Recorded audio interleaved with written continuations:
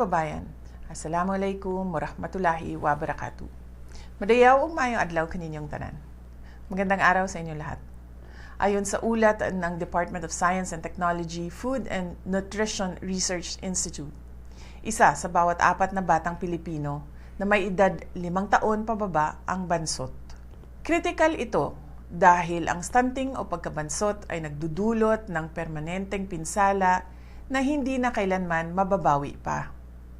Sa unang 1,000 araw ng buhay, mula sa sinapupunan hanggang mag-3 taon, nabubuo ang utak at kalusugan ng sanggol. Sa hirap ng buhay ngayon, alam kong ang unang layunin ng maraming pamilya ay maihain lang upang mapawi ang gutom. Ngunit may malaking pagkakaiba ang pagkaing nagpapabusog lang sa pagkaing nagbibigay buhay. Sa ating mga minamahal na magulang, hindi kailangang mamahalin ang pagkaing may tunay na sustansya. Maghain ng kanin, kamote o saging para sa lakas. Magbigay ng itlog, isda o munggo para sa paglaki at laman. Ihalo ang malunggay, kalabasa o kangkong para sa proteksyon sa sakit. Kung ang bata ay bansot na pagpasok sa kindergarten, mahihirapan na siyang magbasa, magbilang, at umunawa ng leksyon. Dito nagmumula ang ating krisis sa edukasyon. Ang laban sa stunting at malnutrisyon ay hindi lamang para sa mga magulang.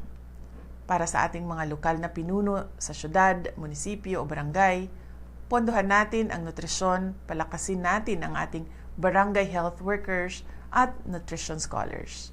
At tiyakin ang supply ng sariwang pagkain at malinis na tubig sa komunidad. Para sa ating mga food producers at manufacturers, gawing abot kaya ang masustansyang pagkain para sa bawat pamilyang Pilipino. Ang wastong nutrisyon ay hindi lang usapin ng kalusugan.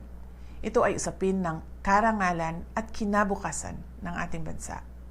Itaguyod natin ito, hindi lang ngayong buwan ng nutrisyon, kundi sa bawat araw ng taon para sa malusog, matalino, at matatag na pamilyang Pilipino. Mga kababayan, mahalin natin ang Pilipinas. Ibalik natin ang tapang at malasakit. Ang lahat ng ating ginagawa ay para sa Diyos, sa bayan, at sa bawat pamilyang Pilipino. Syukran.